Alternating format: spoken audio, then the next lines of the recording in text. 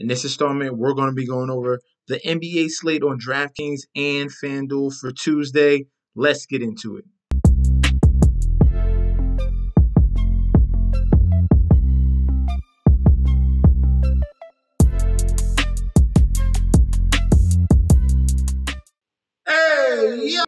Welcome back to the channel. It's your boy Chef D, and I'm here to give you the winning ingredients for your Tuesday NBA slate on Draftkings and Fanduel. But before I deep dive into that, don't forget to like, comment, and subscribe to the channel. Make sure you follow me on Instagram and Twitter at MetsNetChefsD. Don't forget about that TikTok at Chef_D91. And don't forget about the Patreon. If you want winning bets, sign up with the squad right now. That link is down below. Before we get into the positional plays, we're going to start off with the injury report. Very extensive injury report we got here for a 10-game slate on Tuesday. Monday was only 4 games, so we're back to business. 10 games in this one. So the first injury, we're going to have Shai Gilgeous-Alexander. Their leader is going to be out. That's going to lead more to Josh Giddey. No Stephen Curry, no LeBron James, no Kristaps Porzingis, no Andrew Wiggins, no D'Angelo Russell, no Yusuf Nurkic, no Devin Vassell, no Jordan Clarkson, and no Colin Sexton. So we're going to be able to find some value here with all these outs. We've got a couple of Q tags here. De'Aaron Fox is a Q tag. If he is out, that's going to go heavily towards Malik Monk. No Jamal Murray. He has a Q tag. And that is going to be all. And Kevin Porter Jr., watch out for him for Houston. They definitely need him back as well. He has a Q tag. Let's get into these point guards. At the point guard position, the first guy we're going to start off with was with the first injury I started out with, and that's Shai Gilgeous-Alexander. And the beneficiary of him being out is going to be Josh Giddey. White Mamba right here. This man is a walking triple-double, especially when you got SGA out of the game. He's going to be the focal point of this offense. He's going to be running the whole entire offense here. $7,500 in salary. If we're looking at a previous history of games of Josh Giddey without SGA, we have a ton of performances well above 40 fantasy points. That's where we want to hone in on. We have 44.3, 44.5, 50, 64.3, 44.5. It's a 66.8. I can go on and on and on about Josh Giddey.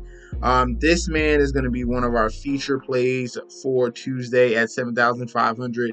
Getting a ton of usage here in this game against Sacramento, and a team that doesn't play much defense. We saw what happened in that Clippers game here. Love Josh Giddey, all right? The next point guard we're going to go towards, I'm going to spend up here $2,000 more. We're going with Trae Young, another prosperous game environment. Washington against Atlanta.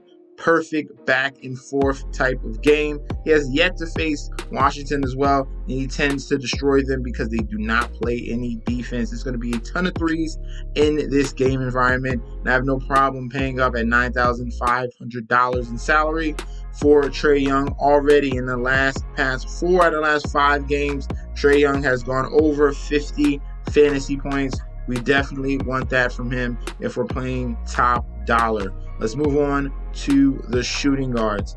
At the shooting guard position, we're going to stay in this game here between Washington and Atlanta, and we're going to go with Bradley Beal. With Kristaps Porzingis out, there's 2 beneficiaries. The first one here is going to be Bradley Beal at $7,600 in salary. He's going to get a huge usage bump without no KP. He's going to see shot attempts well above 20, similar to what we saw against Minnesota and similar to what we saw against Golden State. So the 40 burger is on the platter here. He has upside to get to well over 50 like he did against Minnesota. Love Bradley Beal. If he's knocking down that jumper, things are going to be very prosperous with him in your lineups, all right? And you're not spending $9,000, $10,000 in salary. It's almost right above that sweet spot of $6,000. You got to reach up at that $7,000 range, below $8K, which is perfectly fine. We can grab 3 or 4 of these guys and still have a very, very solid lineup if we're grabbing all these mid-range, high talented, high usage guys. So Bradley Beal at $7,600 is a smash play. The next shooting guard we're going to go towards will be Malik Monk here against the OKC Thunder. In his previous game, 18 fantasy points against OKC. That was in limited minutes. Obviously, he played a big allotment against the Clippers. This is their sixth man of the year for this particular team, and when he's hot, he gets red hot. We've seen 31 against Houston, 58 against the Clippers. We've seen 39 against the Spurs and 32 against Minnesota. So he can go off at any moment. And the key reason why I like Malik Monk here, we're waiting on news on De'Aaron Fox. So definitely, if he is out, we can definitely go to this well. Please wait on news for him. Let's move on to the small forwards. For the small forwards, we're going to start off with Michael Porter Jr. I'm liking any guy that can really shoot a high allotment of threes against this Houston team. This team in Houston cannot defend the perimeter. So we already got Jamal Murray out. So that's going to be a big bump to Kentavious Caldwell-Pope, who can be a util player. And then we also like Michael Porter Jr. here. He's going to get a usage bump with no Jamal Murray. He played phenomenally against the Clippers in his previous game, where he came through at 46 fantasy points, 29 real points, 11 rebounds. He was stroking the three very fluently, 4 of 8 from downtown. At $5,700 in salary, he is almost essentially a lock for Tuesday. Love Michael Porter Jr. And we're going to pay up at the next spot here for the small forward, and that's going to be Zach LaVine at $8,400 in salary against the Toronto Raptors here. In a previous matchup, in 32 minutes, he came through with 44.8 fantasy points. One of his best performances all year long. We're going to go back to that well. Hopefully he can go off like he did against Indiana, 63.7, but well over 40 for $8,400 in salary. That is going to pay off very, very well. All right, let's move on to the power forwards. And though this guy was almost in my thumbnail here, Lauri Markkanen at the power forward position going up against the San Antonio Spurs. This is a great matchup for him. They have no Colin Sexton, no Jordan Clarkson. There's not much they can rely upon to score the basketball. The offense is going to be going through Lauri Markkanen. And in a two previous matchups against the San Antonio Spurs, another bottom feeder, he is averaging 45.5 fantasy points. Lauri Markkanen has had a renaissance year here, found a new home in Utah, and he has been going absolutely crazy. All right, 4 out of the last 5 games, well over 40 fantasy points. Struggled a little bit in the last San Antonio game. I expect him to bounce back in this one. If this is going to be a back-to-back game, as you can see, they just faced San Antonio. They're going to face them yet again, and I say Lauri Markkanen is going to take it to another level. We're going to see 40-plus fantasy points in this particular game, and I have no problem paying $9,400 in salary for him. All right, another power forward that we're going to go towards, and that's going to be the other beneficiary with KP out. That's going to be fashion designer here. He wears whatever he wants. Kyle Kuzma is $7,800 in salary. Poor performance against Chicago. You know he's a shooter. He's going to keep continuously taking shots, and if he's on fire, it's going to be a big performance, similar to what we saw against Portland, where he had 50 fantasy points. Kyle Kuzma can easily go off in any game. 52 against Houston, 40 against Dallas. Now, with KP out, this is a 1-2 punch here. This is going to be Bradley Beal knocking down shots, and it's going to be Kyle Kuzma knocking down shots, and he's going to be chipping in with rebounds. So take the over on the rebounds if we're looking for props, because they're going to be short without centers here, especially with KP out. Expect the double-double from Kyle Kuzma in this game at $7,800. He's going to have a huge performance, all right?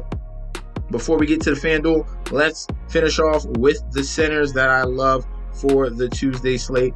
The first guy we're going to talk about, and this one is the thumbnail here, Anthony Davis. Yes, he has a Q tag, but he's going to be probable in this game. And the reason why I love Anthony Davis is because there is no LeBron James. They're going to be running the offense through Anthony Davis. He just came off a great performance. This is prime Anthony Davis that we saw in that game against Dallas. 30 points, 15 rebounds, 4 assists, 3 blocks, and 1 steal, 63 fantasy points at $10,300 in salary. Yes, by all means, I'm going to be smashing that button all day long. With no LeBron James, the usage is through the roof with Anthony Davis. Love him at his salary. If you want to pay for a center position just a little bit cheaper, we can look towards newly acquired Jakob Poeltl. All right, he's been very, very consistent since coming over. We're talking about 57 fantasy points against Orlando, 56 against the Pelicans, 38 against Detroit, and 75 against Cleveland. This is another great environment against these Chicago Bulls. And in 3 prior matchups against this team this year, he is averaging 10 more fantasy points here. Jakob Poeltl is averaging 40.8. Love him at 6,100. If you want to save some salary at that center position, go towards Jakob Poeltl. All right. One more center that I do like. He's coming back from injury, and that's going to be Rudy Gobert. He's between both of these guys, between AD and Poeltl. If you want to spin up just a little bit more, Rudy Gobert is going to be a guy we can look and rely upon. He should be having a huge, big double-double here. Can he come through with some blocks to really bolster up his fantasy performance here? Great game against Washington, where you have 48.75, and Dallas, where you have 40 fantasy points. I have no problem going towards him at his price of $7,700. Let's go on to FanDuel and give you the value plays of the on FanDuel. I think today for Tuesday slate, I'm really, really happy with the value that's being brought upon in this 10-game slate. I think all these guys are in smash spots here. Number 1 will be point guard Chris Dunn, okay? I said no Jordan Clarkson, no Colin Sexton. They are without any point guard here. Chris Dunn had to step in, and he came through very well against the San Antonio Spurs in that game. 23 minutes, 15 points, 7 rebounds, 8 assists, and 1 block with 1 steal. 41 fantasy points in 23 minutes. They need a point guard very much so. So I expect more minutes going towards Chris Dunn because they have no other option here. Love him at his price of $4,500. The next guy we're going to look at will be Denny Advija, okay? He's going to be a scoring / facilitator. He has that European flair where he can score, rebound, and assist the ball as well. This is the number 3 guy on this team with Kristaps Porzingis out. You see good performances against New York, 29 fantasy points there. Minnesota, 31.8. Against Charlotte, 34.6. And against Indiana, 28.7. So you see some upside there at $5,400 in salary. We want to get more of the peripherals there. He steals the ball at a very decent clip as well. So he's going to chip in points, rebounds, assists, and steals. Denny Advija at $5,400 is a nice play there. Jared Vanderbilt, newly acquired for the Los Angeles Lakers. He's going to see a minutes bump here with no LeBron James. This man here is their best defender, high energy, can rebound the ball very well. And that's what we saw in his pretty much debut against the Dallas Mavericks. Came in 26 minutes, 15 points, 17 rebounds, and 1 assist with 4 steals. Like I said, he's a very, very good defender here. 47 fantasy points here. He's going to be able to score you a lot of fantasy points in a myriad of ways, especially on FanDuel. Love him as one of the cheaper options as power forward, and you can pay up at some other spots. And then last but not least, we have Daniel Gafford here for the Washington Wizards. He's going to be the starting center here, going alongside of Beal and Kyle Kuzma. Gafford here against Atlanta, 25th rank against opposing centers, is a very good spot for him. And in limited minutes, he came through 30 minutes against Chicago, 15 points, 11 rebounds, 1 assist, 1 block, 2 steals. Can he put this type of effort put through again? I believe he can. I'm going to take the risk on him. He was a starter last season, had a lot of up and down games. He's going to be thrusted into more minutes in this one, and we're going to take advantage of that. So Daniel Gafford at 6,000 will be our final value play of the day. Thank you guys for tuning in. Guys, I appreciate you so much. Don't forget to like, comment, and subscribe to that channel. Hey, guys, let me know some guys that you are looking at in this slate on Tuesday. Comment down below. Let's fill it down there right now. Appreciate you so much. Let's continue to push these numbers up, subscribers. Remember, don't forget to like that button, and don't forget to subscribe as well, all right? Peace out, guys.